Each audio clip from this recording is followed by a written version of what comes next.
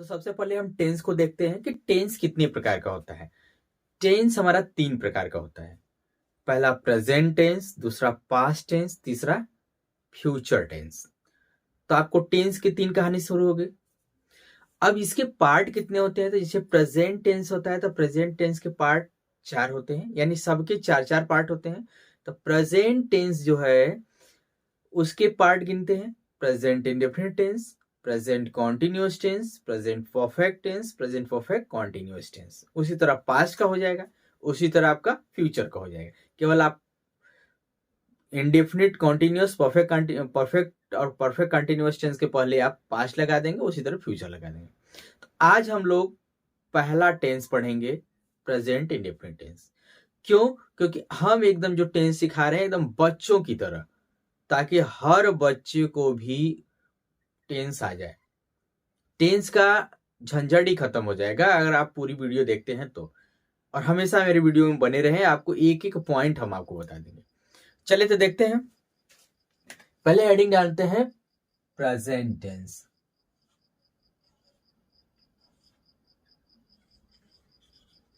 Present tense, ठीक, present tense है। अब सबसे पहले हम प्रेजेंट टेंस की पहचान यानी रिकॉग्नाइज की बात करेंगे। तो रिकॉग्नाइज क्या होती है, आप उसको समझिए। रिकॉग्नाइज होती है कि वाक्य के अंत में, जिसको बोलते हैं पहचान, रिकॉग्नाइज,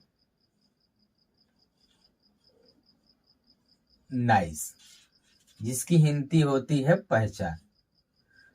पहचान, ठीक। तो पहचान क्या होती है? वाक्य के अंत में तातीते लगाओ। क्या होना चाहिए? वाक्य के अंत में ता ती ते लगा हो। वाक्य के अंत में क्या होना चाहिए? तातीते लगा हो, यानी वह पढ़ता है, वह सोता है, वह खाना खाता है, मैं दौड़ता हूं, तुम स्कूल जाते हो, वह नाचती है। लास्ट में क्या लग गया? तातीते लग गया। अब सबसे पहले हमको इसकी पहचान देखना है। तो पहले हम इसको देखेंगे, प्रेजेंट इंडेफिनिट टेंस का रूल क्या होता है। प्रेजेंट इंडेफिनिट टेंस का रूल, पहले अफर्मेटिव होता है, अफर्मेटिव यानी सिंपल सेंटेंस। उसके बाद आपका निगेटिव होता है, यानी यन से, निगेटिव को बोलते हैं नकारात्मक वाक्य। उसके बाद होता है इंटेरोगेटिव। क्या होता है? इंटेरोगेटिव, यानी प्रश्नवाचक वाक्य। तो आप जान गए अफर्मेटिव, निगेटिव और इंट्रोगेटिव सबकी रूल क्या होता है। यहां पे हो जाएगा सब्जेक्ट प्लस वर्ब 1/5। उसके बाद क्या हो जाएगा? आपका ऑब्जेक्ट। यहां तक आपको समझ में आ गया। निगेटिव में आएंगे, यानी हम 1/5 का मतलब क्या होता है? वह फर्स्ट फॉर्म और पांचवा फॉर्म वो होता है जिसके वर्ब में यस यस लगाते हैं। जैसे गो में यस लगा, ईएस लगाए तो गोस, प्लेस, वॉक्स।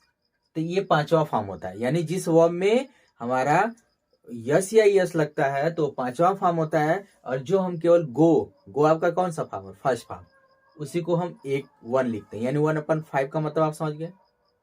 अब अगर हम निगेटिव की बात करेंगे तो यहाँ पे सब्जेक्ट लिखेंगे प्लस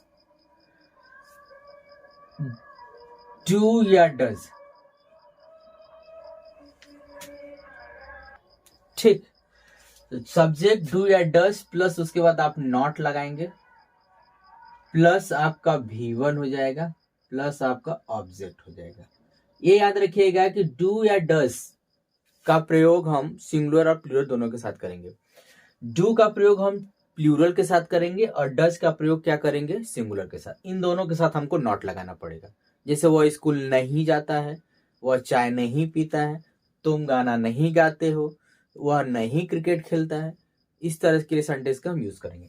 इंट्रोगेटिव आपका 2 टाइप का होता है, ये याद रखिएगा, फर्स्ट टाइप का और सेकेंड टाइप का। फर्स्ट टाइप का जो रूल होता है वो क्या से शुरू होता है, और जो मतलब क्या से शुरू होता है हम उसकी इंग्लिश हेल्पिंग वर्ब के रूप में लिखते हैं। जैसे हम यहाँ पे डू या डस करेंगे, क्या लिखेंगे? डू या डस। उसके बाद आपको सब्जेक्ट लगाना पड़ेगा।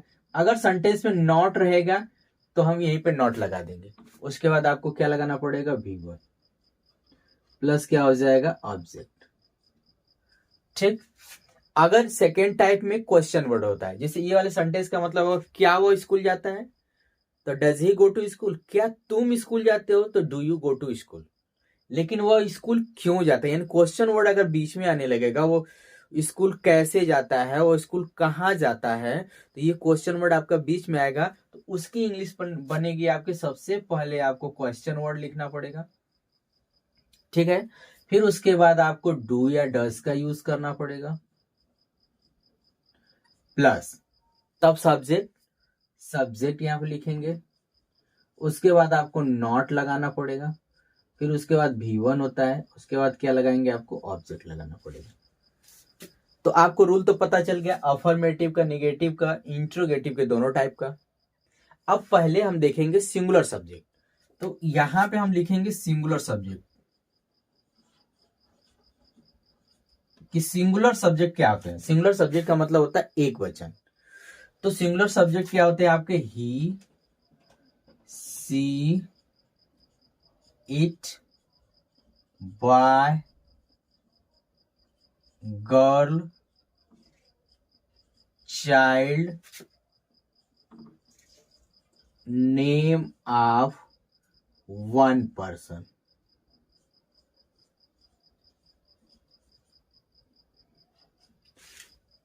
अगर सिंपल की बात करें तो नेम ऑफ वन पर्सन के साथ वर्ब में एस लगा देंगे। ये आप समझ पा रहे हैं, जितना भी सिंगुलर सब्जेक्ट है इसके वर्ब में यस या ईएस लगेगा। लेकिन वहीं अगर हम प्लूरल की बात करें,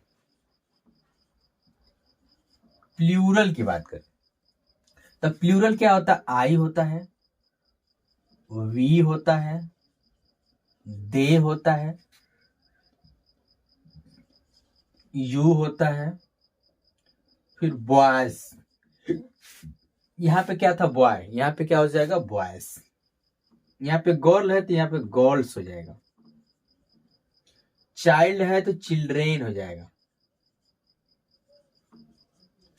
नेम ऑफ वन पर्सन है तो यहाँ पे name of more than one person होगा, क्योंकि यहाँ पे वन पर्सन मतलब किसी भी सेंटेंस में एक व्यक्ति होगा। जैसे राम पत्र लिखता है तो राम एक ही है ना, तो सिंगुलर हो गया। लेकिन दूसरे सेंटेंस में name of more than one person, यानी एक व्यक्ति से ज्यादा। यानी हम ये कह दें कि राम और श्याम पत्र लिखते, तो दो लोग हो गए, या दो से ज्यादा होना चाहिए, एक से ज्यादा होना चाहिए, बस याद रखें। तो हम लिख सकते हैं कि name of more than one person. ठीक। के साथ वर्ब में एस नहीं लगाएंगे। निगेटिव में हम डू किसके साथ लगाएंगे? प्लूरल के साथ। ये जितने हैं इनके साथ प्लूरल लगाएंगे। लेकिन डज किसके साथ लगाएंगे? ये सिंगुलर सब्जेक्ट के साथ, जहां पे he, she, it, boy, girl, child, name of one person आ जाएगा। निगेटिव में हम डज का यूज करेंगे, यानी डज नॉट। प्लूरल का ठीक वही उल्टा हो जाएगा, यानी डू नॉट। किसके साथ? I, we, they, you, boys, girls, children, name of more than one person के साथ हम डू नॉट लगाएंगे। इंट्रोगेटिव में तो आप जब सिंपल और निगेटिव पढ़ लिए तो आप इंट्रोगेटिव अपने आप क्लियर कर लेंगे। देख लीजिए, पहला सेंटेंस है, हम एक एक सेंटेंस करा देते हैं। एकदम इजी लेवल का हम क्वेश्चन पढ़ा रहे हैं, क्योंकि आपको एकदम से आना चाहिए, पढ़ने से नहीं होता है। आपको जब टेंस रटा जाएगा तो जान लीजिए कि आपको टेंस आ गया। ये नहीं कि सब रूल याद करते करते आप थक जाइए। आप कॉन्सेप्ट देखिए, कॉन्सेप्ट के अकॉर्डिंग आपका क्वेश्चन क्लियर हो जाएगा। तो जैसे हम यहाँ पे कह दें कि वह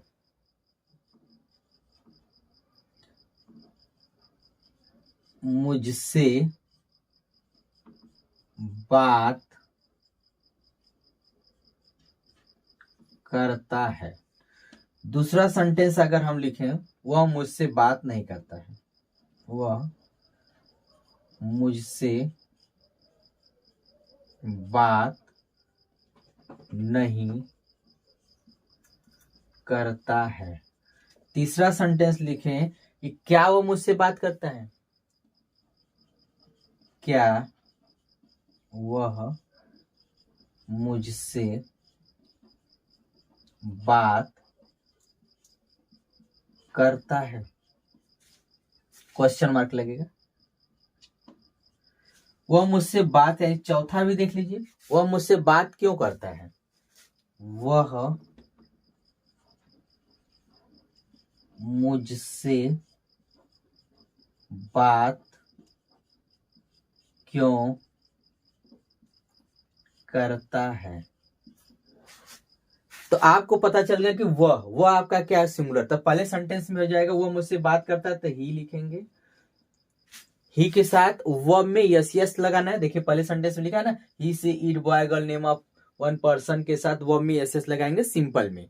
तो हम लिखेंगे ही टॉक्स, टॉक मतलब होता है बात करना, ही टॉक्स, उसके बाद टू मी, मुझसे है इसलिए हम टू मी लगाते हैं, वो मैटर नहीं करता। वह मुझसे बात नहीं करता, निगेटिव आ गया, तो निगेटिव में डू या डज का यूज करेंगे। तो हम वह लगा यानी सिंगुलर सब्जेक्ट है, तो इसके साथ हम डज का प्रयोग करेंगे, यानी ही डज नॉट, क्या लिखेंगे, he does not talk to me. लेकिन यहीं पे कह रहा है क्वेश्चन में कि क्या वो मुझसे बात करता है, क्या आ गया, यानी ये फर्स्ट है, डू या डज लगाएंगे। तो वह है, यहाँ पे डज आ गया, तो आप समझ गए कि वह के साथ क्या लगाएंगे, डज। तो यहाँ पे लगाएंगे does he talk to me. फिर क्वेश्चन में कह रहा है वह मुझसे बात क्यों करता है, क्यों क्वेश्चन में बीच में आएगा तो बाहर करेंगे, यानी वाई। वाई, बात समझ में आ रही, why does he talk to me. यानी ये क्वेश्चन वर्ड अगर आ गया तो हम क्वेश्चन वर्ड को पहले लिखेंगे, why does he talk to मी।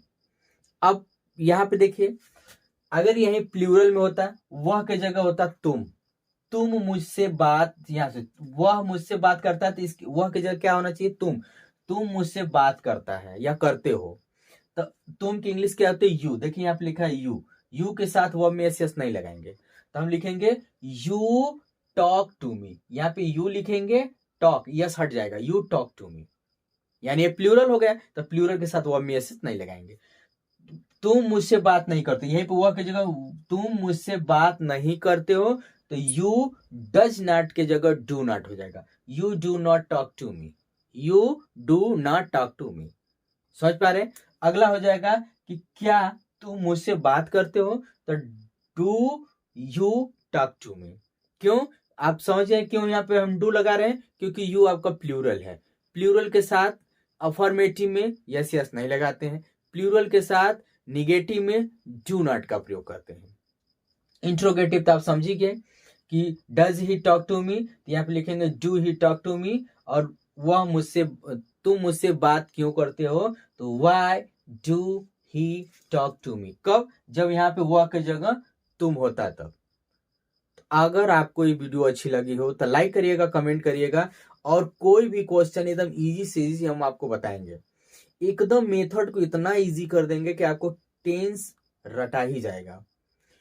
अगली वीडियो में हम लेके आएंगे कॉन्टिन्यूअस टेंस, क्योंकि 4 पार्ट होते हैं, 4 3 12 एक एक रूल टेंस से शुरू किए हैं, वॉइस पूरा करेंगे, उसके बाद नरेशन करेंगे, पार्ट ऑफ स्पीच करेंगे, एक एक इंग्लिश के ग्रामर के रूल को हम धज्जियां उड़ा देंगे। बस मेरे साथ आप जुड़े रहिए, लाइक करिएगा, कमेंट करिएगा, कोई भी क्वेश्चन की क्वेरी होगी तो एक बार कमेंट करके जरूर पूछिएगा। मिलते हैं नेक्स्ट वीडियो में, तब तक के लिए